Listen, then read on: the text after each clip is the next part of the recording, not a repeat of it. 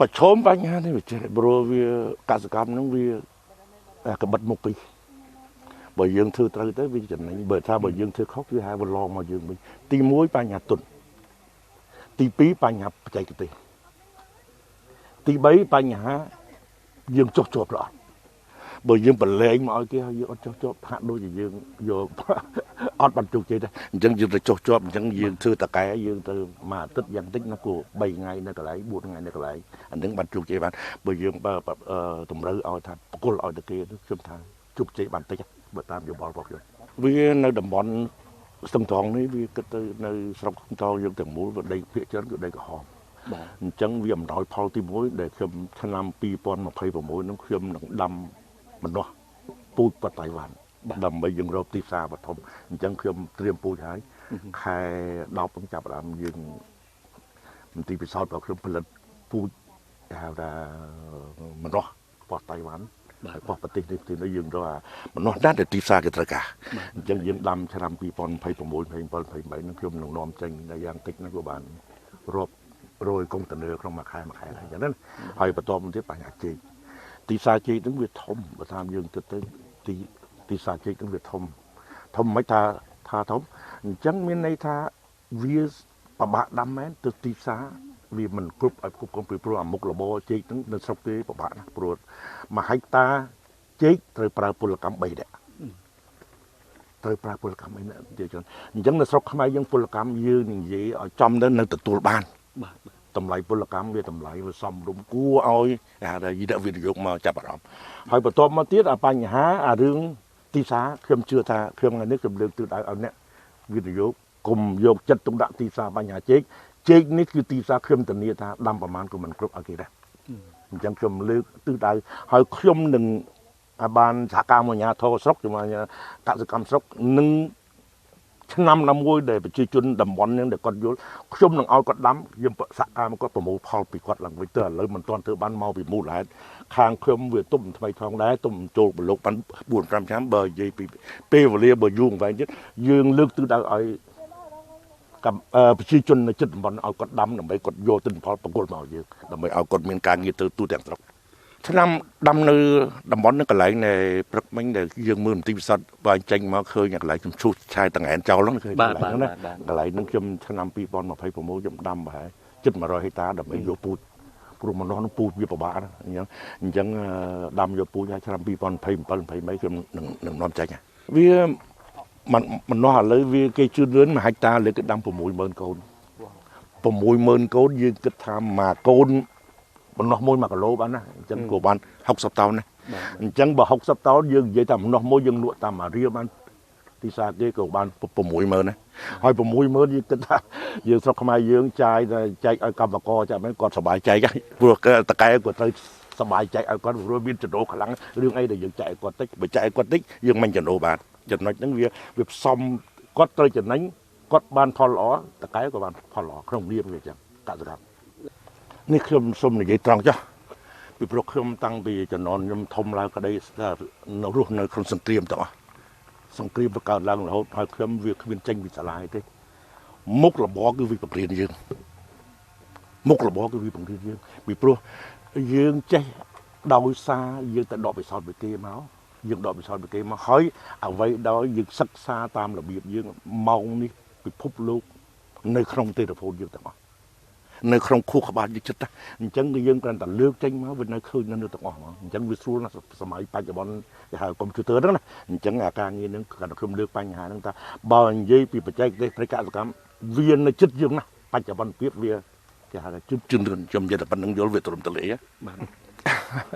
វារឿងនោះវាអត់មានសៅធំហ្មងគាត់ថាបើអ្នកគេចង់ធ្វើគេមួយគេត្រៀមទុនទី2ដីធ្លីណាដែលយើងទៅមើលណាមានទី1គុណភាពល្អពីរមុខនឹងឲ្យរត់មុនសិនទៅបើថាអត់មានទុនណាយើងមកទៅជែកកសិកម្មពិបាកធ្វើពីប្រទុនវាត្រូវការធំអញ្ចឹងខ្ញុំនិយាយតែប៉ុណ្្នឹងឯងទៅដីជាមួយដល់ធំនោះប្រហែលចាប់ពីប្រមាណដែរទៅលោកហ្នឹងគាត់ខ្ញុំនិយាយជែកបានណា1ហិកតាត្រូវចំណាយដាំដំបូងត្រូវចំណាយ$3000ដល់$3500ទៅយកទឹកចាប់ផ្ដើមយើងដើរទៅយកទឹកអានឹងវាបញ្ហានឹងជែកត្រូវការទឹកច្រើនណាស់អញ្ចឹងអ្នកដែលចង់វិនិយោគវិស័យជែកទេគាត់ត្រូវគិតដីធ្លីទុន ពិភពទឹកនៅកន្លែងណាសិន3ចំណុចហ្នឹងបាទធ្វើស្អីគឺយើងវាមិនមែនត្រូវ100%ទេកសិកម្មដូចខ្ញុំនិយាយចឹងថាយើងតាដាក់ពងមន់យើងដាក់មកកឆេតែយើងដឹកទៅតែដួលម៉ូតូនឹងអស់លីមកកឆេអញ្ចឹងយើងទៅដាក់ដំណាំយើងទៅលេខ2 3មុខឧទាហរណ៍កស៊ូមានជីកមានបន្តិចទៀតខ្ញុំដាំម្នាស់មានទុរេនមានអញ្ចឹង3មុខអញ្ចឹងថាឧទាហរណ៍ថាឆ្នាំនឹងទុរេនខាតវានៅសល់ជីកខាតវានៅសល់ហ្នឹងអញ្ចឹងចិត្តសាស្ត្រកសិកម្មបើមានដីធ្លីច្រើនយើងត្រូវចិត្តសាស្ត្រថាយើងដាក់ធ្វើម៉េចពងមន់ពងទាដាក់ច្រើនកត្រកបន្តិចនេះបើវាអញ្ចឹងបាទខ្ញុំក៏លើកទឹកដៅដូចនិយាយខ្ញុំដើមអញ្ចឹងថាខ្ញុំក៏សូមលើកទឹកចិត្តថាទី1ខ្ញុំចង់ឲ្យអ្នកវិទ្យុនៅក្នុងប្រទេសងាកមករកកសិកម្មវិញតម្លាក់ទុនឲ្យអស់លទ្ធភាពបើអ្វីដែលគាត់ចង់ដឹងបញ្ហាកសិកម្មខ្ញុំក៏ចាំទទួលគាត់ដើម្បីវិភាសាដើម្បីឲ្យយោបល់គាត់ដើម្បីគាត់ធ្វើមិនឲ្យបានជោគជ័យវាមិនបានជោគជ័យ 100%ក៏បាន 80% នៅលើផ្នែកកសិកម្មពីព្រោះខ្ញុំដើរមុនបើជិនខ្ញុំដឹងរយៈជ្រៅខ្ញុំដឹងខ្ញុំយល់ទាំងអស់ទី2ទៀតខ្ញុំសរុបពោឲ្យគេហៅថាតំបន់នឹងកំពុងខ្វះកម្មករអញ្ចឹងខ្ញុំមិនហ៊ាននិយាយមិនទេព្រោះក្នុង2ឆ្នាំហ្នឹងខ្ញុំត្រូវការកម្មករយ៉ាងតិចនៅតំបន់ 2-3,000 អ្នកទៀតអញ្ចឹងការងារហ្នឹងឥឡូវសពហើយកំពុងកម្មករមិនល្អប្រហែលទេផ្នែកកសិកម្មបញ្ហាជីសរីរាង្គទី1វាអាចនឹងជួយដីធ្លីបញ្ហាដីបើយើងហ៊ានដាក់ជីគីមីប្រើប្រាស់ 100% នៅលើជីគីមីហ្នឹងគេថាដីធ្លីហ្នឹងប្រើបានយូរទេហាក់ដូចជាវារឹងវាចឹងកើតទៅជាថ្មបានអញ្ចឹងយើងផ្សំអាទីគីមីវាមាន 30% ជីសរីរាង្គ 70% ច្បាប់កសិកម្មគឺវាអញ្ចឹងបើស្រាប់បើមានគីមីអត់កសិកម្ម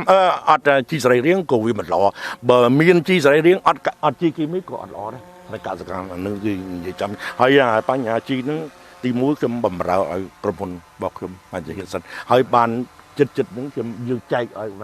ប្រជាជននៅតំបន់ហ្នឹងគាត់ត្រូវការចែកយកទៅប្រើគាត់ដើម្បីគាត់ប្រើដែរហើយខ្ញុំធានាថាគុណភាពជីរបស់ខ្ញុំហ្នឹងក៏មានទស្សនកិច្ចមិនសមមិញខ្ញុំប្រើវត្ថុធាតុដើមនៅក្នុងស្រុកអ្វីដែលគេបោះចោលនៅក្នុងស្រុកយើងប្រមូលមកធ្វើជាជីមួយឆ្នាំអានឹងវាខូចចាក់ស្ដែងធ្វើមិនសមមិញណាមួយឆ្នាំខ្ញុំនឹង 80000 តោន 30000 តោនបើសិនជាយើងទិញពីគេមកតើចំណាយលុយប្រហែលទៅលោកឥឡូវមួយតោនយើងគិតថា$170យើងគិតទៅអញ្ចឹងវា 80000 តោនត្រូវចំណាយប្រហែលលានដុល្លារអញ្ចឹងមួយច្រើនណាស់បើហើយយកមកគប់គង់ខាងជែកហ្នឹងណាអញ្ចឹងជែករបស់យើងនេះឃើញច្រើននៅនឹងអង្គនេះថតឃើញដើម្បីមួយឆ្នាំយើងដាក់ជីសរីរាង្គ2 ដងហើយមកគល់ហ្នឹងក៏មួយឆ្នាំទៅ10 គីឡូអញ្ចឹងយើងគិតទៅវាមិនមែនសែនកូនទេជែកហ្នឹងនេះសិនលានកូនដល់លានកូនយើងយកកាសូវាយក៏កាសូនោះក៏ទប់អត់ចង់រួចទេណាវាច្រើនពេកចឹងណាបាទខ្ញុំក៏លើកទឹកចិត្តថានៅក្នុងចការក្រសួងបរទេសអាចនឹងឆ្នាំ2025ដល់2028ត្រូវការពង្រីកផ្ទៃដីកាន់តែធំទៅហើយត្រូវប្រើកម្លាំងពលកម្មកាន់តែច្រើនទៅអញ្ចឹងបើយុវជនណាចង់មកការងារធ្វើទៅហ្នឹងគឺក្រុមហ៊ុនអាចទទួលប្រាក់ខែសមរម្យមានកន្លែងស្នាក់នៅទឹកភ្លើងកអីរបបអីសមានធ្វើមិនឲ្យសមរម្យទីមួយខ្ញុំសំណូមពរឲ្យយុវជនហើយប្រជាជននៅតំបន់នោះឲ្យមានការងារធ្វើឲ្យគ្រប់នេះទីពីរទៀតខ្ញុំចង់លើកថាបញ្ហាកសិកម្មវាអំណោយផលនៅស្រុកខ្មែរយើងដីនៅថោកស្អីនៅថោកខ្ញុំក៏ចង់ដឹងថាឲ្យអ្នកវិទ្យុនៅក្នុងស្រុកងាកមករកធ្វើកសិកម្មដើម្បីជួយលើកស្ទួយកសិកម្មរបស់ប្រទេសជាតិរបស់យើងអញ្ចឹងអ្នកមានលុយនៅស្រុកខ្មែរមានច្រើនអញ្ចឹងខ្ញុំសូមលើកភាសានឹងមកថាឲ្យគាត់វិលមកងាកមករកកសិកម្មវិញដើម្បីទម្លាក់ទុនមកធ្វើកសិកម្ម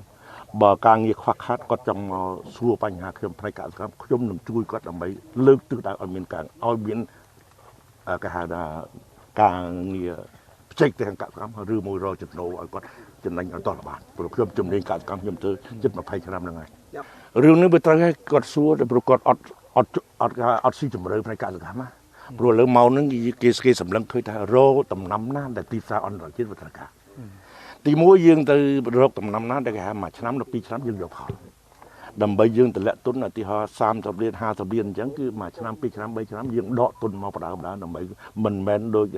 ដំណាំខ្លះ6ឆ្នាំ7ឆ្នាំយើងតម្លាក់ទុនទៅល្មមតែយើងយកផលអានឹងវាពេលវេលាវាវែងពេកអញ្ចឹងការងារនឹងត្រូវពិចារណាឡើងវិញអញ្ចឹងយើងរកវិធីណាទីផ្សារណាកសិកម្មណាដើម្បីលាក់គេខ្លីដើម្បីយើង តម្លាក់ទុនទៅយើងប្រមូលមកបានលឿនអញ្ចឹងខ្ញុំសំណូមពរថាបើអ្នកវិទ្យុ